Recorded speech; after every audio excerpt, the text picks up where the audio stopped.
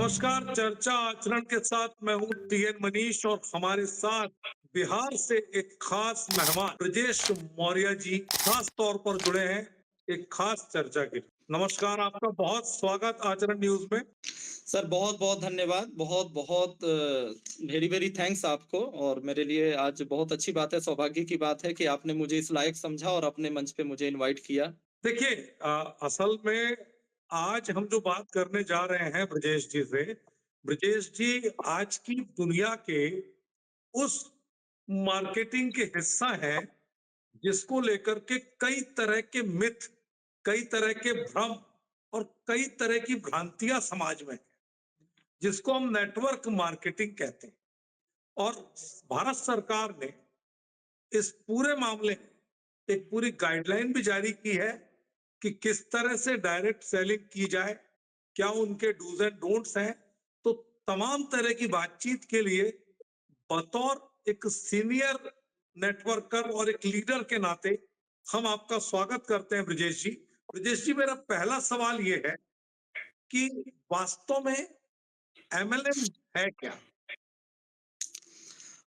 Sir, network marketing, MLM, direct selling, ऐसे देखा जाए तो तीनों वर्ड हमारे इस प्रोफेशन में यूज किए जाते हैं। MLM means multi level marketing, और बहुत सारे लोग नेटवर्क मार्केटिंग बोलते हैं, सामान्य जनरल भाषा में नेटवर्किंग भी बोलते हैं। और सरकार इन सब शब्दों का यूज नहीं करती। जो डायरेक्ट सेलिंग का जो मतलब सरकार ने जो गाइडलाइन इशू किया है, वो सरकार सिर्फ डायरेक्ट सेलिंग शब्द का उपयोग करती है। जनरल भाषा में एमएलएम, नेटवर्क मार्केटिंग भी हम लोग यूज करते हैं। तो इसका सर जो मूल जो मतलब है वो आपका, पहली बात तो डायरेक्ट सेलिंग है तो मतलब सेल्स का यहाँ काम हो रहा है। और डायरेक्ट सेलिंग है यानी कि सीधा कंपनी टू कंज्यूमर कोई चीज सेल की जा रही है। दूसरी चीज क्या है, यानी कुछ प्रोडक्ट है सेल किया जा रहा है। लेकिन इसका जो मूल जो मतलब आपको समझ में आएगा एमएलएम से ही, मल्टी लेवल मार्केटिंग। हमारे आसपास के समाज में जितने भी हमारे चाहे प्राइवेट सेक्टर्स हो या गवर्नमेंट सेक्टर का जो भी स्ट्रक्चर होता है, वो कुछ लेवल्स में बने हुए होते हैं। सपोज मैं प्राइवेट सेक्टर की मैं बात करता हूं, जैसे फार्मा इंडस्ट्री की मैं बात करूं, तो दवाओं का जो डिस्ट्रीब्यूशन होता है थ्रू डॉक्टर्स, तो वहां पे एक स्लैब्स, कुछ लेवल्स बने होते हैं कि डॉक्टर्स को अवेयर करने के लिए उनको एमआरस होंगे, उनके ऊपर एएसएम एरिया सेल्स मैनेजर होंगे, रीजनल सेल्स मैनेजर होंगे, उसके ऊपर जोनल सेल्स मैनेजर होंगे, जी, जीएम होंगे, और उसके बाद सीधा कंपनी एक का पूरी जो सीईओ हायरार्की या है। जी। हाँ। लेकिन वहां पे वो लेवल निश्चित है, वहां पे लेवल निश्चित है कि जो फाइनली जो सेल होगा, उसका लाभ ये ऊपर के ये 6 लेवल 5 लेवल में ही ये टोटल लाभ बटेगा और फाइनली कंपनी को प्रॉफिट जाएगा।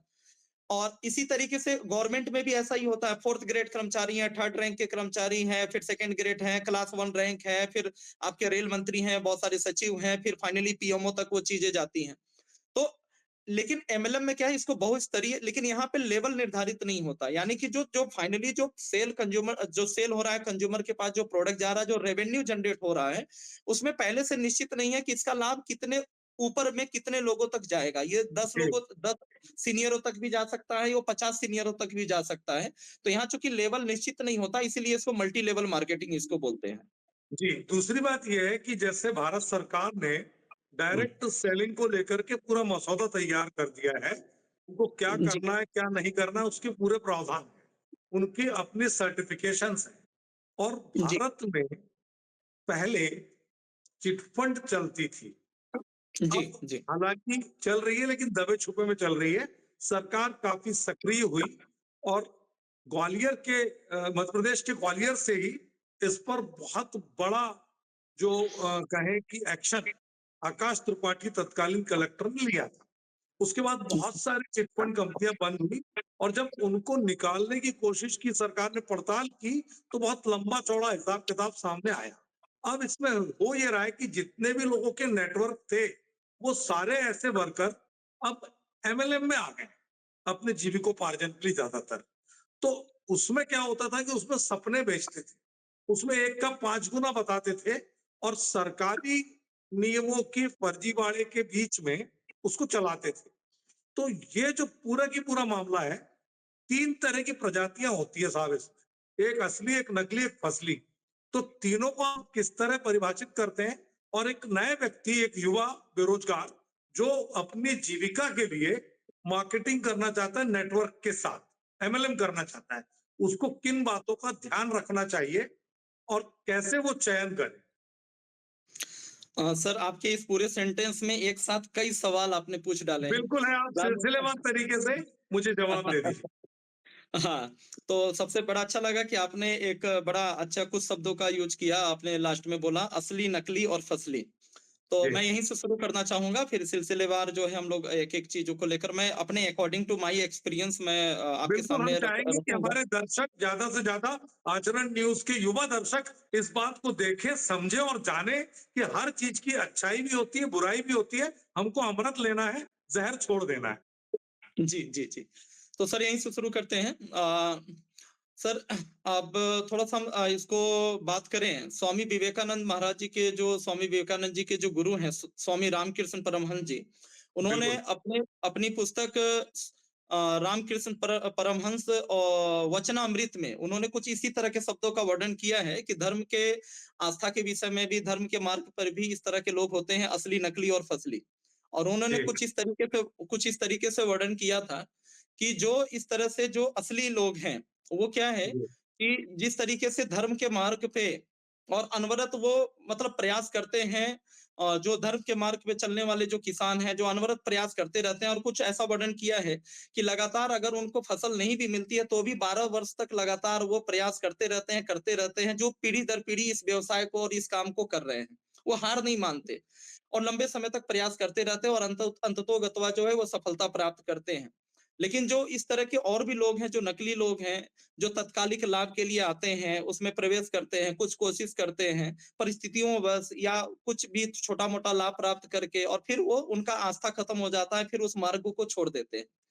तो हमारे इस प्रोफ़ेशन में भी नेटवर्क मार्केटिंग में भी ऐसे लोग हैं और केवल हमारे इस प्रोफ़ेशन नहीं, दुनिया के किसी भी प्रोफ़ेशन में जहाँ भी मनुष्य है, ये मनुष्य का ये स्वभाव है इस तरह का। तो जहाँ पर भी मनुष्य होगा, वहाँ अच्छाई-बुराई दोनों चीज़ तो लगी रहेंगी। चाहे दुनिया की कोई भी इंडस्ट्री हो, हर जगह पे हर प्रोफ़ेशन के अंदर अच्छे लोग भी हैं और बुरे लोग भी हैं, दोनों तरह के लोग हैं। अब हम बात करते हैं आपने कुछ और भी सवाल पूछे, तो मैं एक बार चाहूँगा कि आप उसको रिपीट करें, तो मैं एक बार उस पे बात करूँगा।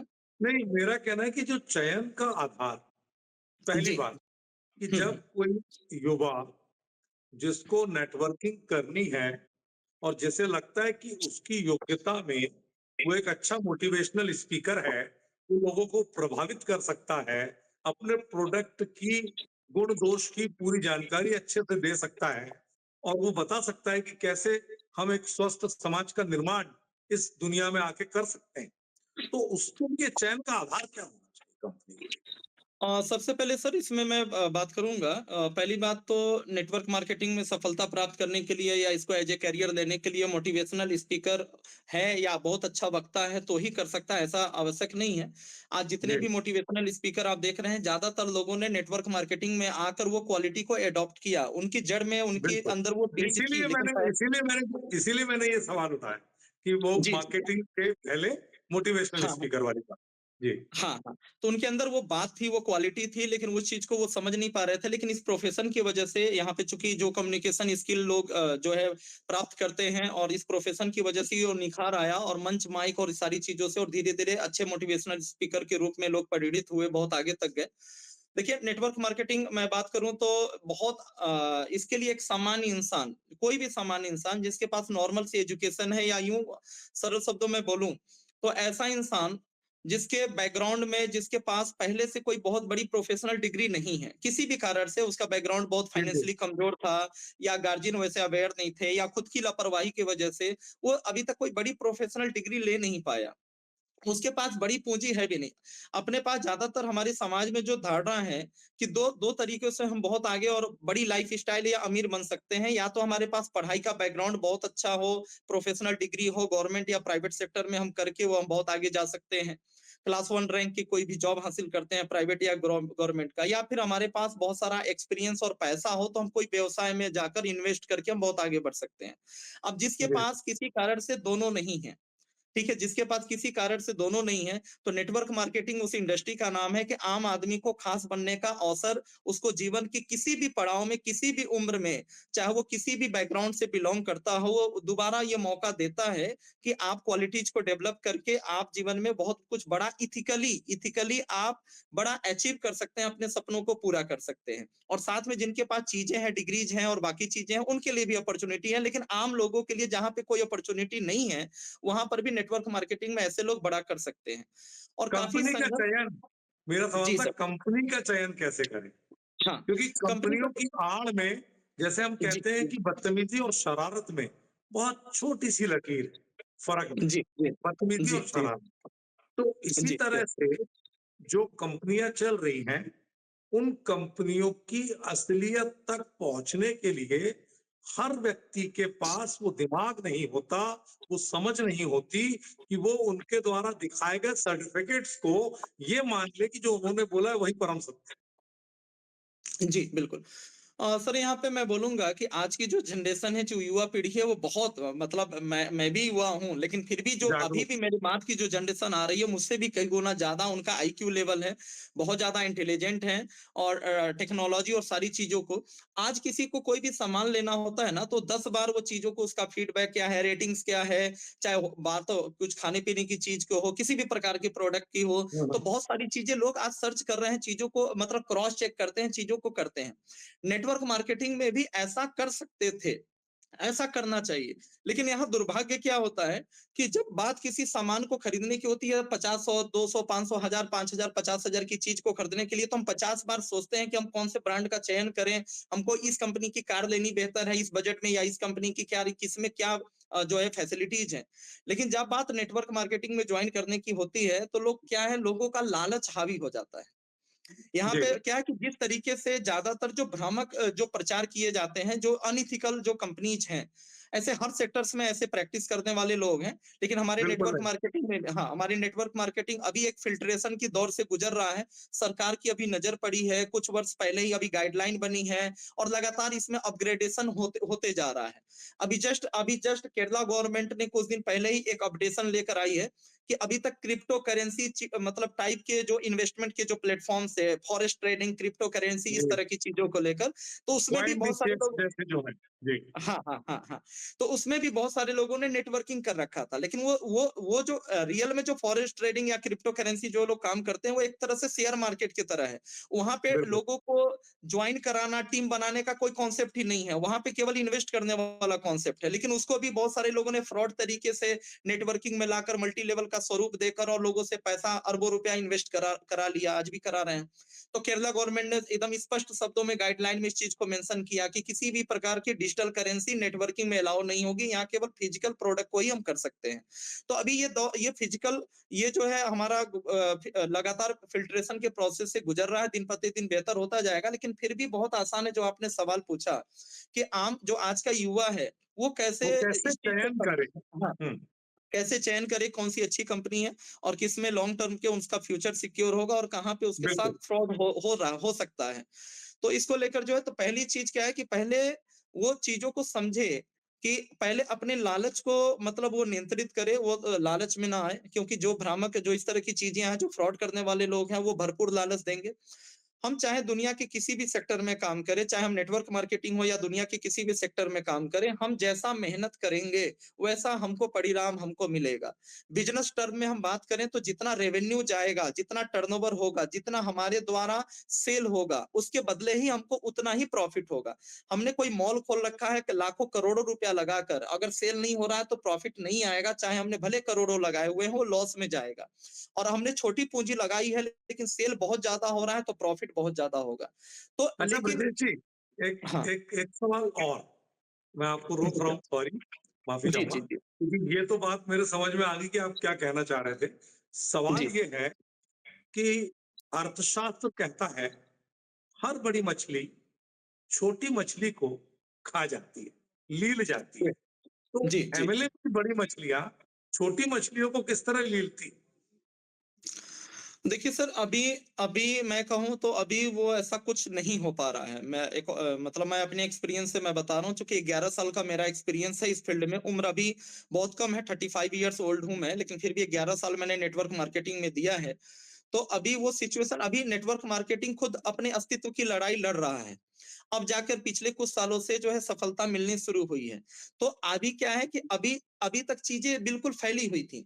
अभी तक अलग-अलग कंपनियों पे अलग-अलग तरीके से जो कंप्लेन रेज होते थे, कुछ जेन्युइन कंप्लेंट भी होते थे, कुछ इंटरनल उनके उनकी गड़बड़ियां होती थी, या कुछ सरकार की नासमझी की वजह से भी बहुत सारे ऐसे कंप्लेंट्स होते थे। तो अभी अलग-थलग चीजें पड़ी हुई थी। अब कंपनियां, जो अच्छी कंपनियां, वो यूनाइट हुई हैं। कई तरह के एफडीएसए, आईडीएसए, एडीएसईआई, कई तरह के संगठन बने हैं, जो सारी कई अच्छी कंपनियों के लोग एक मंच पे आए हैं, सरकार से उनकी बातचीत चल रही है। लगातार जो सचिव या जो भी लोग हैं, जो कानून बनाने और उसको फिल्ट्रेशन के प्रोसेस से जुड़े हुए लोग हैं, उनको लगातार अवेयर करा रहे हैं, लेकिन अभी तक वो लोग अनजान थे इस इंडस्ट्री से।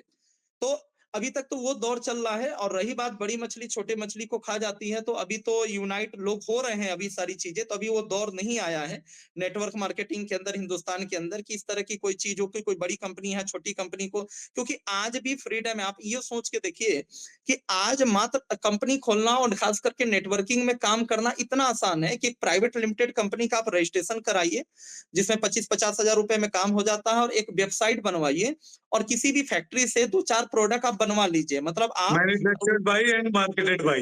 हाँ, मैन्युफैक्चर्ड बाय उनका होगा, मार्केटेड बाय आपका होगा। यानी अगर मोटा-मोटा बात करें तो इस लाइन का अगर मेरे जैसा कोई एक्सपीरियंस व्यक्ति है, तो 5 लाख में फर्स्ट क्लास वो कंपनी चला सकता है।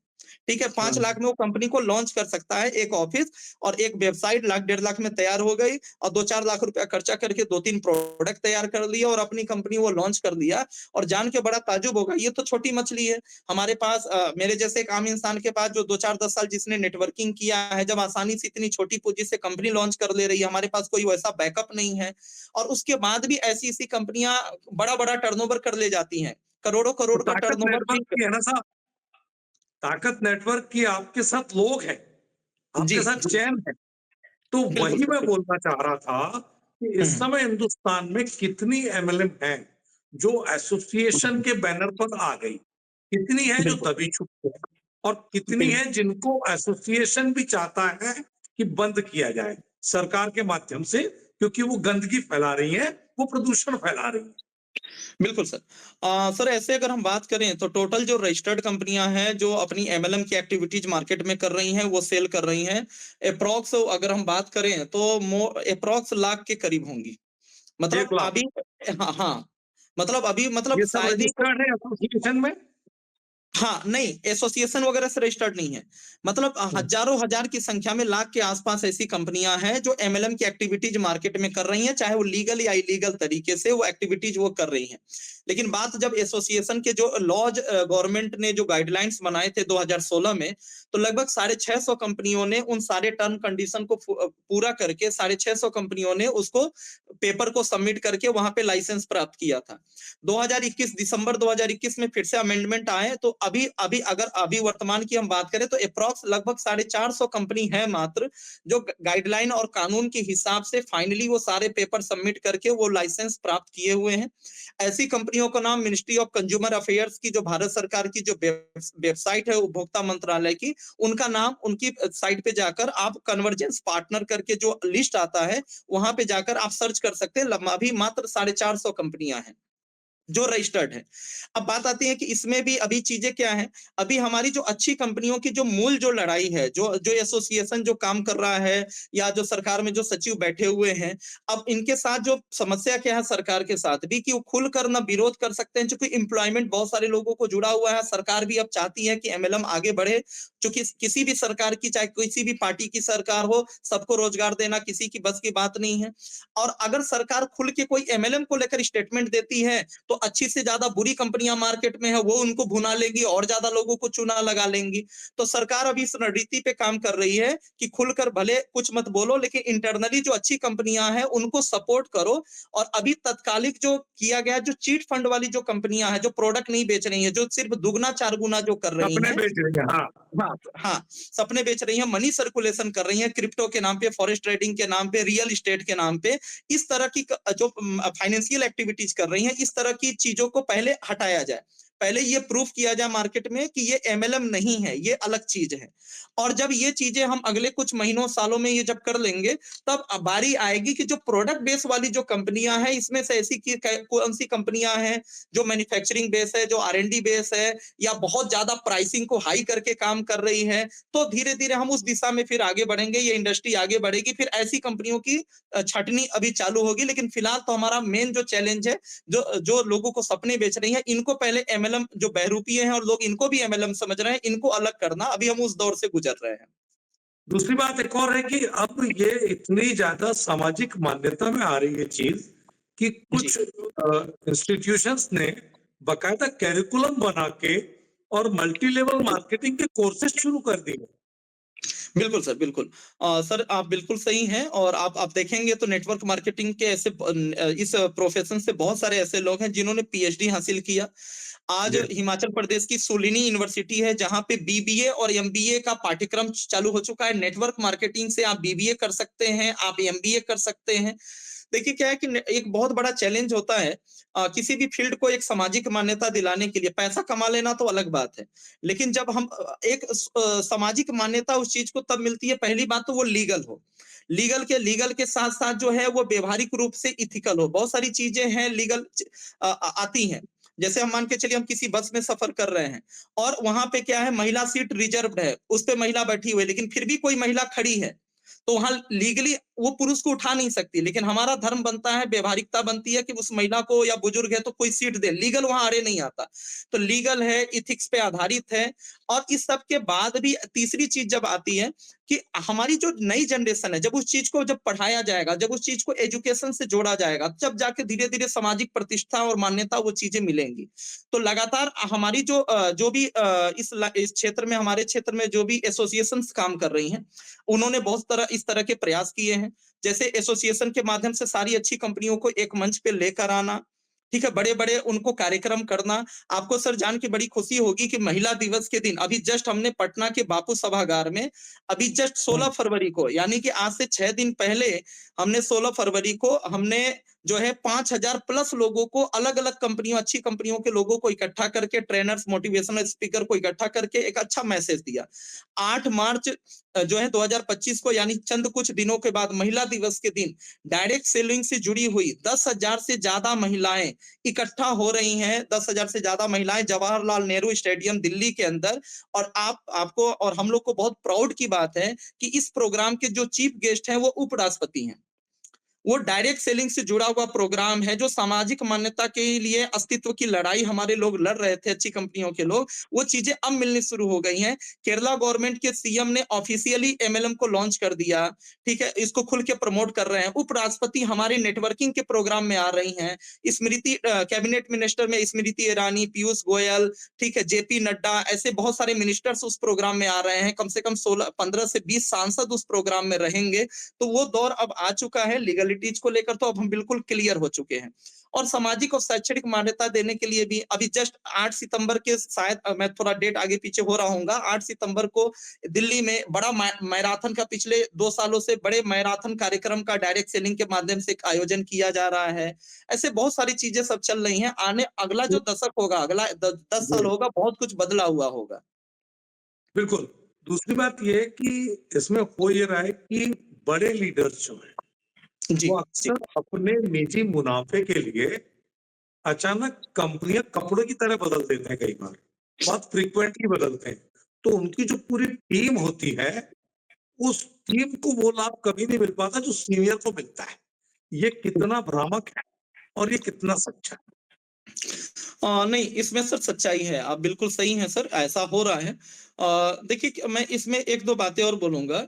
क्या होता है कि किसी भी व्यवसाय के अंदर, किसी भी प्रोफ़ेशन के अंदर वहाँ पे कुछ एंट्री बैरियर्स होते हैं। जो जी, बीटेक बीटेक किया होगा वही इंजीनियर कहलाएगा, और बीटेक करने के बिल्कुल। लिए 12th पास आउट करना है, फिर अच्छे मार्क्स के साथ कॉम्पिटिशन एक बीट करके मिनिमम एलिजिबिलिटी क्राइटेरिया वाली बात है। हाँ, एलिजिबिलिटी तय करनी होती है। उसके बाद एक मेंटल लेवल का आदमी ही, ठीक है, उसमें भी जो है टॉपर्स हो सकते हैं, उसमें भी कम पैकेज वाले हो सकते हैं।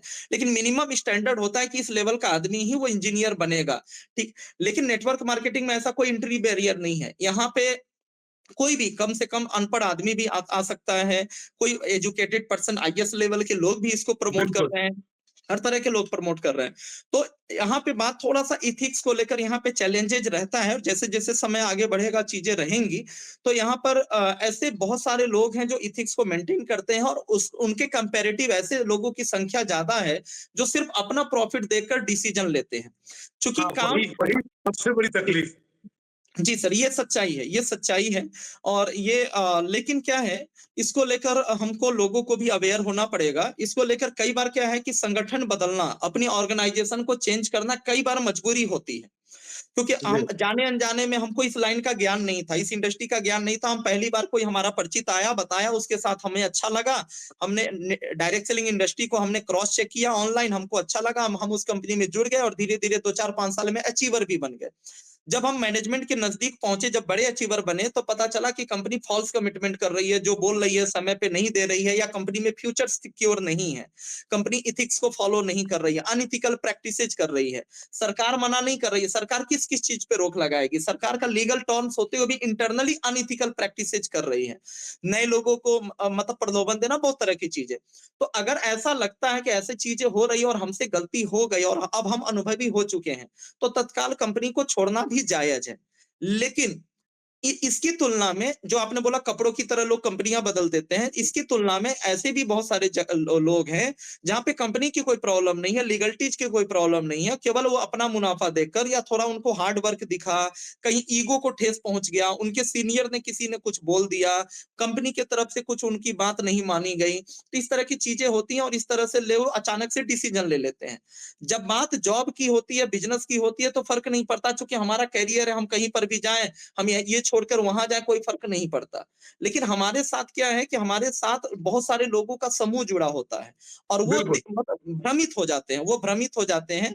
तो कई बार क्या बिल्कुल। है कि हमारी गलतियों की वजह से जो है वो उनको नुकसान उठाना पड़ता है, क्योंकि हमने तो चलिए 5 साल। ब्रजेश जी, अब समय की अपनी सीमा है, तो जी मेरा ये एक आखिरी सवाल आपसे जी कि जी इस पूरे की पूरी दुनिया में ये अलग दुनिया है जो जी रिश्ते बनाती है, नाते बनाती है, और पूरे भारत को अपने आप में एक एक थाल पे ले आती है, एक जगह पर ले आती है।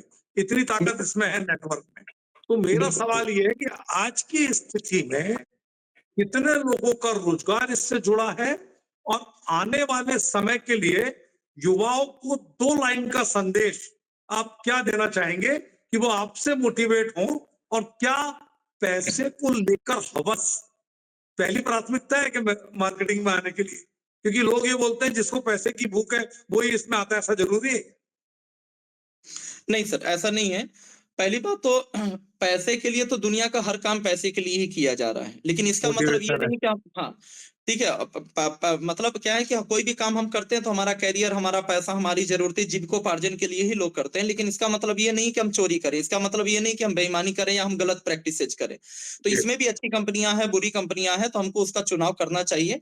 और जो जिनका मकसद, आपने सही बोला, जिनका मकसद सिर्फ़ पैसा कमाना है, वो आसान रास्ते चुनते हैं, वो गलत कंपनियों का चुनाव करते हैं। लेकिन जिनको बात समझ में आती है कि नहीं, हम गलत तरीके से नहीं करेंगे, वो भले थोड़ा ज्यादा संघर्ष करना पड़े, वो अच्छी कंपनियों का चुनाव करते हैं। दूसरी बात आपने बोला कि यहाँ पर एक दो कितने लोग बात हैं?